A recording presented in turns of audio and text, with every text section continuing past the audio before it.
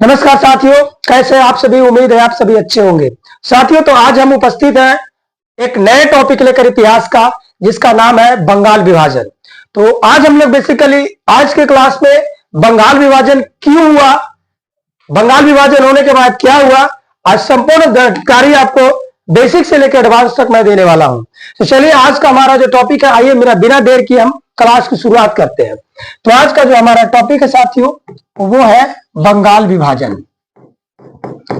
बंगाल विभाजन आज का हमारा ये टॉपिक है।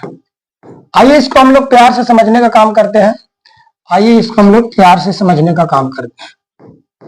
बंगाल विभाजन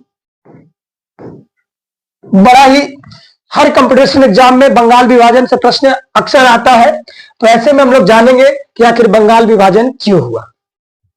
जब हमारा देश आजाद नहीं हुआ था साथियों, तो ऐसी परिस्थिति के अंदर में बंगाल जो है भारत का सबसे क्षेत्रफल की दृष्टि से अगर बात किया जाए तो सबसे बड़ा इलाका माना जाता था। यूरोपवासियों एक एक करके भारत में आए, उनका पर्पस कुछ और था और यहां आने के बाद उनका उद्देश्य कुछ और बदल गया। यूरोपवासी भारत आने के पीछे उन लोग का व्यापारिक मुद्दा था, लेकिन यहां आने के बाद धीरे धीरे भारत पर शासन करना शुरू कर देते हैं। ऐसी परिस्थिति के अंदर में जब वो बंगाल में एंट्री मारते हैं तो बंगाल काफी बड़ा इलाका हुआ करता था। तो यहाँ पे उन लोगों को शासन चलाने में, यहाँ पे बंगाल में उन लोगों को शासन चलाने में बड़ा मुश्किल हो रहा था। ऐसी परिस्थिति के अंदर में उन्होंने सोचा कि हम लोगों को बंगाल का विभाजन करना होगा। जब तक हम बंगाल का विभाजन नहीं कर पाएंगे, हम बंगाल में अपनी सत्ता स्थापित कर ही नहीं पाएंगे, क्योंकि बंगाल बहुत बड़ा इलाका माना जाता था। आइए मैं इसके बारे में बात करता हूं। ये जो बंगाल प्रांत था साथियों, ये जो बंगाल प्रांत था, इस बंगाल प्रांत के अंतर्गत आपका आता था सबसे पहला बंगाल आता था। आपका आता था इसी में आपका भाई बिहार आता था बिहार आता था। इसी में भाई आपका आ जाता था, इसी में भाई आ जाता था झारखंड। इसी में आ जाता था भाई, इसी में आ जाता था भाई उड़ीसा। इसी में भाई आ जाता था आपका दक्षिण असम।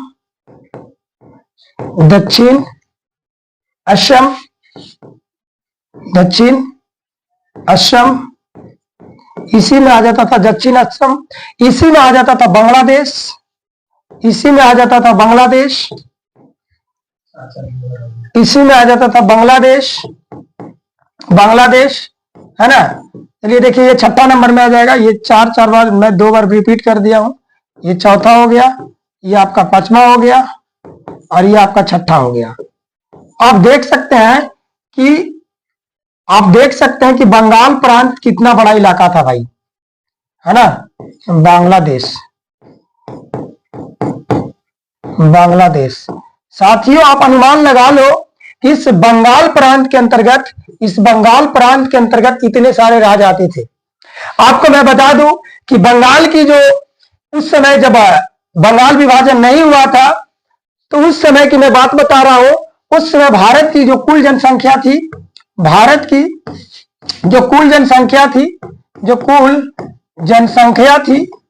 वह जनसंख्या लगभग 25.4 करोड़ मानी जाती थी।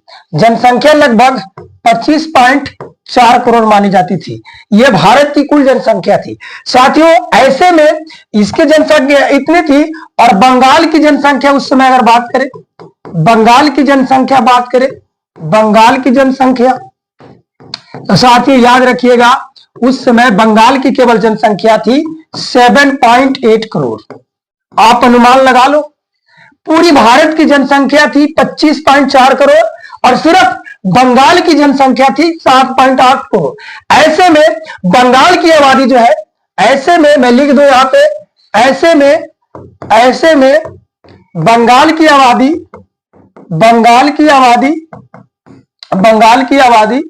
भारत की कुल आबादी का,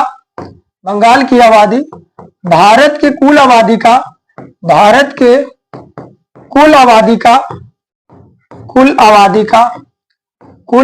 का 25% था। आप सोच सकते हैं कि केवल एक इलाका, भारत का केवल एक इलाका 25% है पूरे भारत में। आप समझ लो कि बंगाल कितना बड़ा प्रांत हुआ करता होगा उस समय। ऐसी परिस्थिति के अंदर में जब अंग्रेज आए बंगाल में, जब अपनी कंपनियां कोठरियां स्थापित किया, तो उनके सत्ता चलाने में बड़ी मुश्किल हो रही थी, क्योंकि वहां पे सारे लोग चौकन्ने थे, इलाका थोड़ा लंबा था। तो उन्होंने सोचा कि मैं बंगाल का विभाजन कर दूं, लेकिन बंगाल का विभाजन करना इतनी आसान भी नहीं थी। तो उन्होंने सोचा कि आखिर मैं रीजन क्या बनाऊं, क्या कहूं मैं भारतवासियों को कि बंगाल विभाजन मैं कर रहा हूं।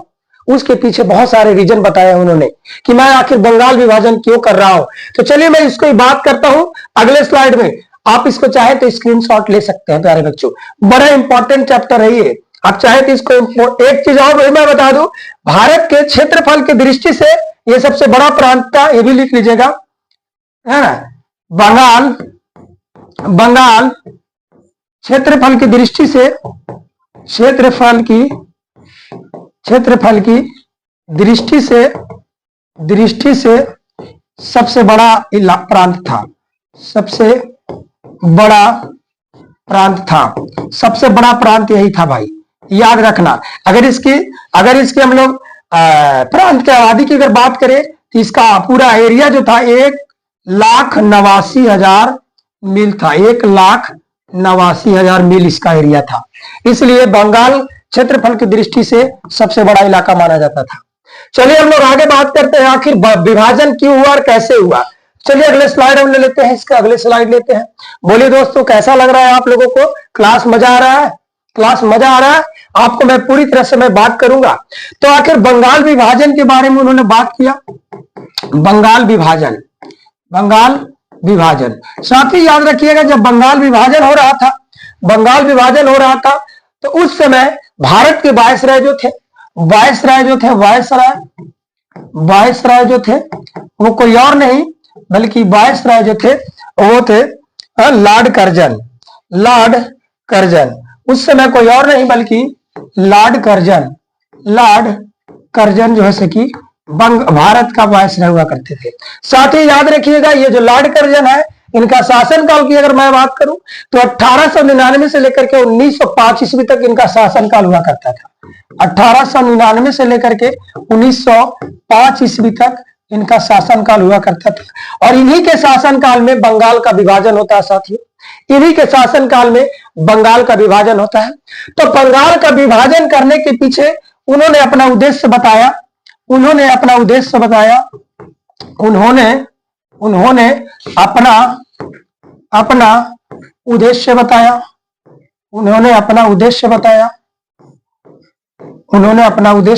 क्या बताया?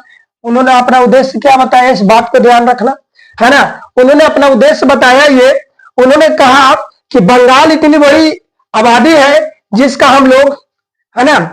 हम लोग शासन चलाना बड़ी मुश्किल हो रहा है। इसका शासन चलाना, पेन से दिखाई पड़ रहा है क्या ग्रीन वाले से? हाँ, तो साथियों मैं बात कर रहा था अभी कि उन्होंने अपना तर्क उद्देश्य बताया। आखिर उन्होंने बंगाल वासियों का ये उद्देश्य बताया कि मैं आखिर विभाजन क्यों करना चाहता हूं। तो उन्होंने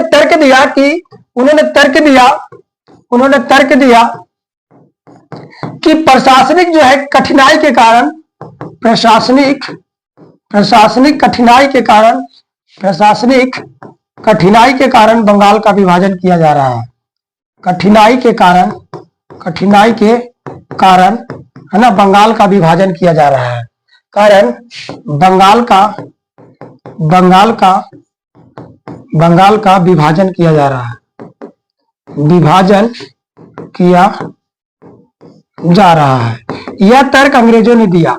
यह तर्क किसने दिया?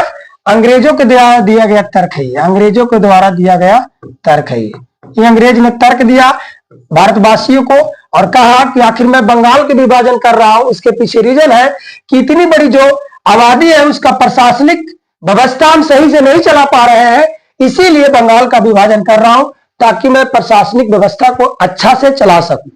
ये उनका देना था। लेकिन बंगाल विभाजन का मुख्य रीजन क्या था, उनका पर्पस क्या था, उनका उद्देश्य क्या था, है ना। अंग्रेजों का अंग्रेजों का उद्देश्य, इनका उद्देश्य को समझते हैं साथियों कि आखिर उनका उद्देश्य क्या था। ठीक है, ये तो सिर्फ झूठी बात उन्होंने बता दिया कि बंगाल विभाजन में प्रशासनिक स्थिति मुझे थोड़ा दिक्कत चल रहा है, इसीलिए मैं बंगाल का विभाजन करना चाहता हूं। लेकिन नहीं, उनका बंगाल विभाजन करने के पीछे दूसरा उद्देश्य था। उनका उद्देश्य जो था साथियों, सबसे पहले जो था उनका उद्देश्य, वो है फूट डालना, फूट डालना, फूट डालना और शासन करना, फूट डालना और शासन करना उनकी पहला उद्देश्य था। उनका पहला उद्देश्य था फूट डालना और शासन करना, उनका पहला उद्देश्य था। दूसरा उद्देश्य था, इसका दूसरा उद्देश्य था क्रांतिकारियों का दमन करना, क्रांतिकारियों का दमन करना, दमन करना। कहने का मतलब है कि इतना बड़ा इलाका था तो क्रांतिकारी लोग पता नहीं चल पाता था, उनका दमन नहीं कर पाते थे, और उन्होंने सोचा कि जब विभाजन मैं कर दूंगा तो एक एक कर सभी क्रांतिकारी को मैं दमन करके दबा दूंगा। इनका उद्देश्य था। इनका तीसरा उद्देश्य की अगर बात करें साथियों, इनका अगर तीसरा उद्देश्य की बात करें तो विभाजन क्या बोलते हैं उसको, राष्ट्रीय आंदोलन को कमजोर करना था। राष्ट्रीय आंदोलन को, उस समय राष्ट्रीय आंदोलन काफी जोर पकड़ लिया था भारत में, है ना। तो राष्ट्रीय आंदोलन को है ना, आंदोलन को कमजोर करना था, कमजोर करना था।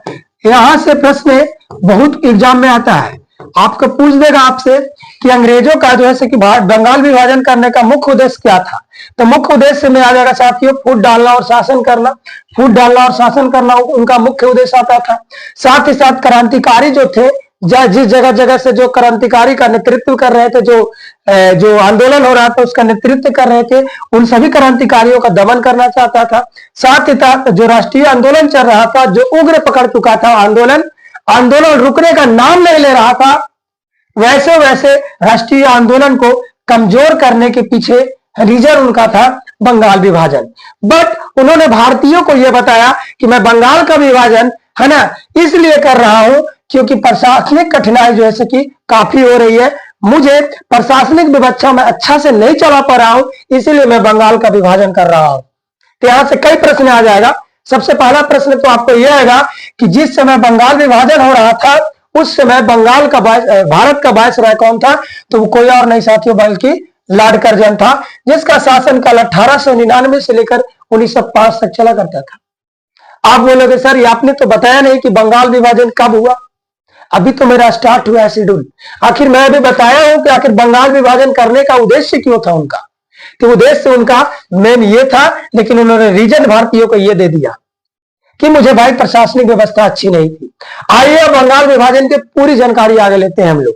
चलिए अगले स्लाइड में हम लोग बात करते हैं। तो सबसे पहले ये जो बंगाल था, इस बंगाल का देखिए अब हम लोग विभाजन करते हैं। बंगाल का विभाजन, बंगाल का विभाजन, ये जो बंगाल है साथियों, इस बंगाल की कुल आबादी की अगर बात किया जाए तो लगभग 8.5 करोड़ मानी जाती थी। 8.5 करोड़ मानी जाती थी। यही बंगाल को, इसी बंगाल को उन्होंने दो टुकड़ा में विभाजित किया। इसी बंगाल को उन्होंने दो टुकड़ा में विभाजित किया।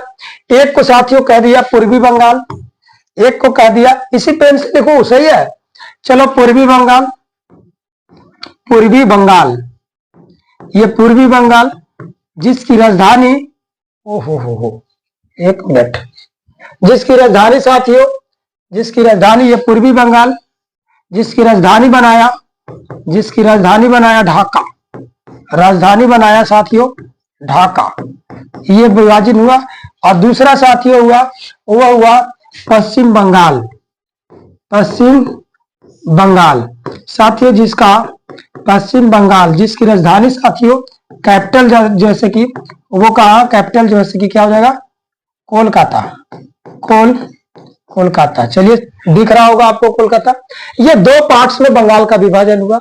मैं सारी तिथियां बताऊंगा आपको कि कब हुआ बंगाल का विभाजन। वैसे मैं लिख देता हूं यहाँ पे कि बंगाल का जो विभाजन होता है साथियों वो 16 अक्टूबर 1905 को होता है।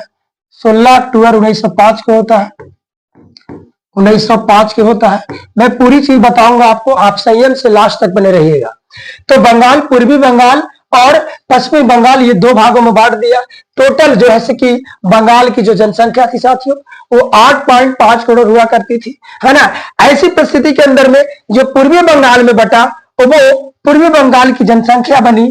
पूर्वी बंगाल की जो जनसंख्या बनती है, मैं जरा सा पेन का स्लाइड चेंज करता हूं, वो पूर्वी बंगाल की जनसंख्या 3.1 करोड़ आ गया। यानी कहने का मतलब है कि 8.5 करोड़ में से 3.5 करोड़ इलाका चला गया पूर्वी बंगाल की तरफ। कलर देख लीजिएगा जरा से। और पश्चिम बंगाल में भाई साहब, पश्चिम बंगाल में जैसे कि वो 5.8 करोड़ जनसंख्या आ जाता है। इसमें 5 पॉइंट मैं यहां पे लिख दूं, कहां पे लिख दूं, चलो यहां पे लिख देता हूं, 5.8 करोड़ ये जनसंख्या आ जाता है पश्चिम बंगाल के पास। ये जनसंख्या को चेक कर लेना आप, पेन का ये जो स्लाइडिंग है वो दिख रहा है ना। चलिए ठीक है, अच्छी बात है। मैं इसको फिर से लिख देता हूं, 1 मिनट। थोड़ा सा ध्यान देना भाई। ये आपका पश्चिम बंगाल था, दूसरा पश्चिम बंगाल। इसकी जनसंख्या मैं बता दिया आपको 5.4 करोड़ हो गई। अब आप देख लो कि बंगाल का विभाजन 2 पार्ट्स में हो गया। ये जो पूर्वी बंगाल थी ये मुस्लिम बहुल इलाका था, यहाँ पे मुस्लिमों की संख्या अधिक थी। और पश्चिम बंगाल जो था साथियों, ये पश्चिम बंगाल जो था वो हिंदू बहुलक था। कहने का मतलब है क्या, हिंदुओं की संख्या अत्याधिक थी। चलिए मैं हिंदू और मुस्लिम की बात कर लेता हूं।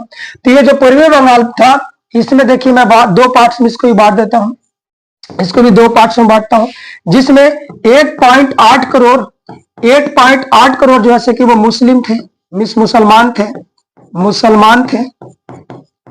और दूसरा अगर बात करें हिंदू के 1.3 करोड़ 1.3 करोड़ क्या थे भाई साहब, तो हिंदू थे। यानी कहने का मतलब है कि इस पूर्वी बंगाल में मुसलमानों की जो संख्या थी वो अधिक थी और हिंदुओं की संख्या कम थी। इसलिए ये पूर्वी बंगाल जो है, ये पूर्वी बंगाल मुस्लिम बहुलक क्षेत्र माना जाता था। मुस्लिम बहुल क्षेत्र माना जाता था, है कि नहीं। अब बात करते हैं हम लोग पश्चिम बंगाल की। बताइए कैसा लग रहा है क्लास, ठीक है ना। ये पश्चिम बंगाल जो था इसको भी 2 बात में बांटा, इसको भी देखते हैं हम लोग। तो इसमें सबसे पहला जो आया वो 4.2 करोड़ जनसंख्या के साथ हिंदू रहते हैं। 4.2 करोड़ हिंदू हो जाते हैं और शेष जो बचते हैं 5.4 करोड़ में मीन्स 90 लाख के आसपास है ना, वो मुस्लिम हो जाते हैं। आप देख लीजिए कि ये इस पश्चिम बंगाल में जो है वो हिंदुओं की अपेक्षा मुसलमानों की जो संख्या है काफी कम है। ऐसे में पश्चिम बंगाल का इलाका ये हिंदू बहुलक इलाका हो जाता है, हिंदू बहुल इलाका हो जाता है। साथियों ध्यान रखिएगा, इस बात को याद रखिएगा। ये सारी मैं बंगाल विभाजन के बारे में आपको बताया। अब चलिए हम लोग बंगाल विभाजन के बारे में ये जानते हैं महत्वपूर्ण कुछ तिथियां कि आखिर किस तिथि को बंगाल का विभाजन होता है, कैसे क्या होता है। यहां तक की चीजें आई होप आप लोगों को बहुत समझ में आया होगा। तो चलिए अब मैं इसकी महत्वपूर्ण तिथियां की बात करते हैं। कुछ महत्वपूर्ण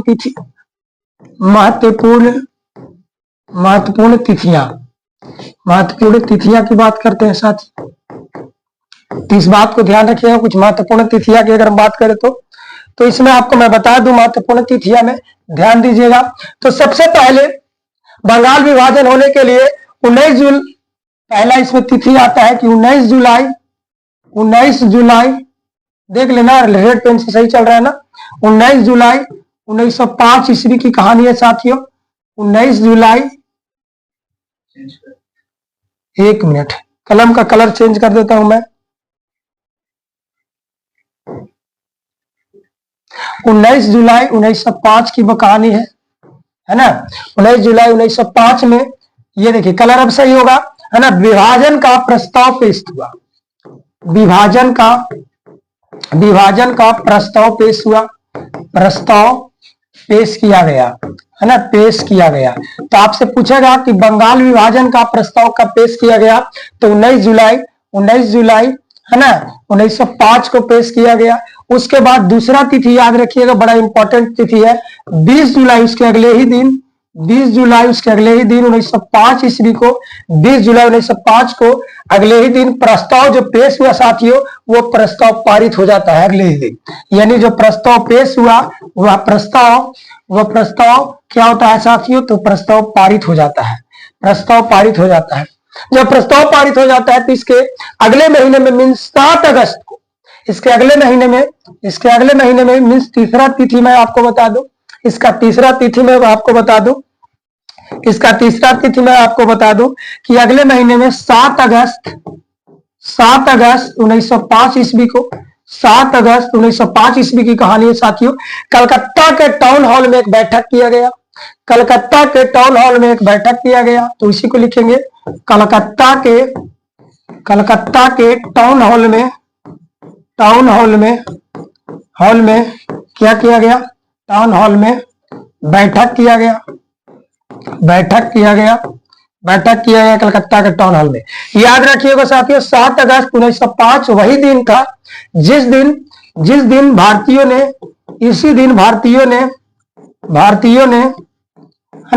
ने स्वदेशी बंगभंग आंदोलन, जिसको कहिए बंगभंग और स्वदेशी आंदोलन, है ना, बंगभंग आंदोलन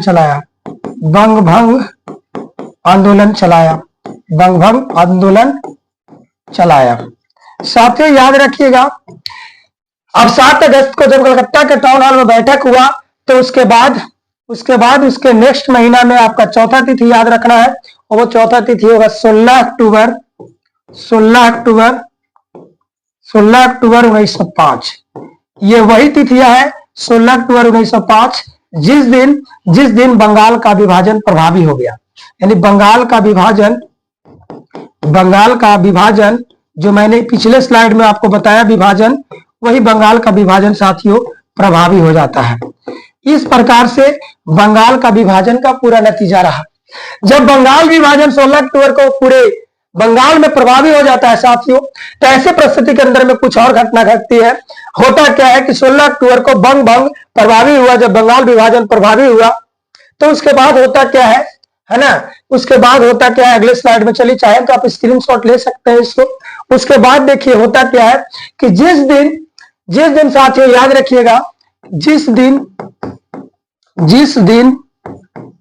बंगाल का विभाजन हुआ, जिस दिन बंगाल का विभाजन हुआ उसी दिन भारतीयों ने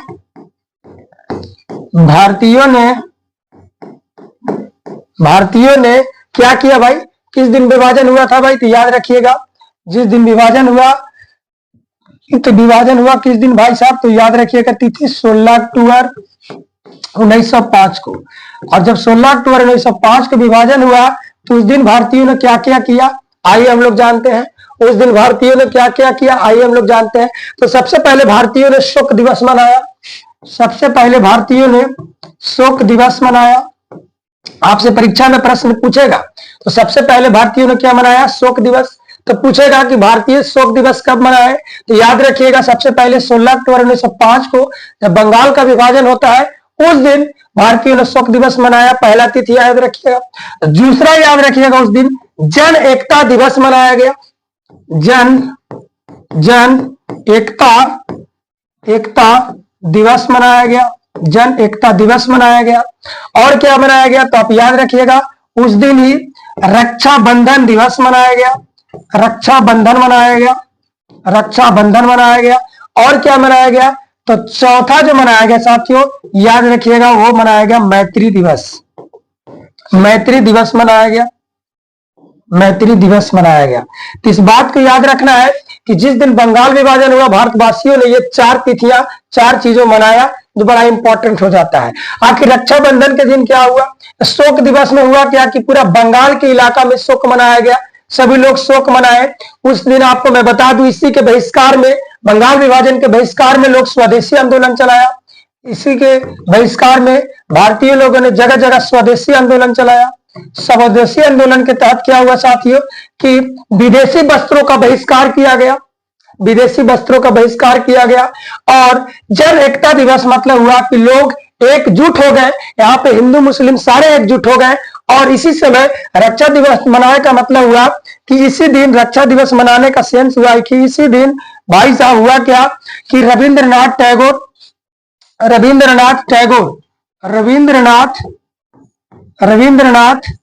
टैगोर कलम का ये कलर देख लीजिएगा।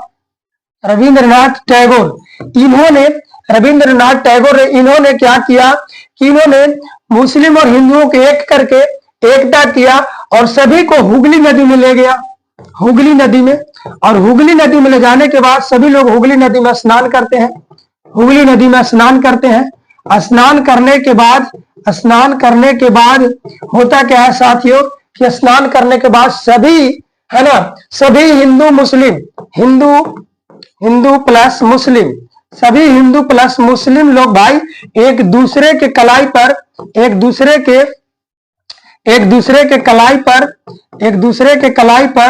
राखी बांध कर क्या मनाया भाई साहब, तो रक्षा बंधन मनाया।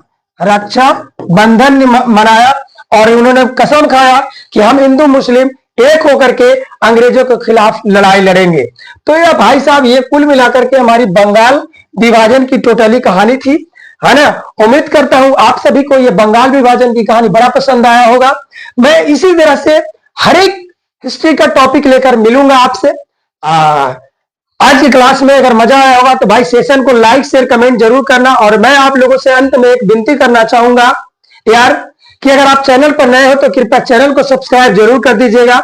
और अगर चाहे तो आप इस वीडियोस को जितना आप ग्रुप में शेयर करो भाई शेयर कर दो। और चैनल को सब्सक्राइब करना मत भूलना मेरे भाई, क्योंकि तुम्हारे सब्सक्राइब से हमें हिम्मत मिलेगी, जुनून मिलेगा और मैं इसी तरह से क्लास लेकर आपके पास आते रहूंगा। मेरा पूरा वीडियोस जो है आपको यूट्यूब पर अवेलेबल है, आप प्लेलिस्ट से जा करके और सारे चीज को देख सकते हैं। मैं अभी आपको बता दूं इसी चैनल पर आपका ईवी स्मार्ट एकेडमी के चैनल पर आपका बिहार पुलिस का कवच बैच भी चल रहा है, इस बात को ध्यान रखना है। इस पर रफ्तार सीरीज कक्षा 10th का भी चल रहा है साइंस क्लास। तो इस तरह से आप सभी लोग जैसे कि इस चैनल पर जुड़िए और चैनल को सब्सक्राइब कीजिए और लाइक शेयर करना नहीं भूलेंगे। चलिए मैं फिर मिलूंगा अगले स्लाइड में। बहुत बहुत शुक्रिया, बहुत बहुत धन्यवाद।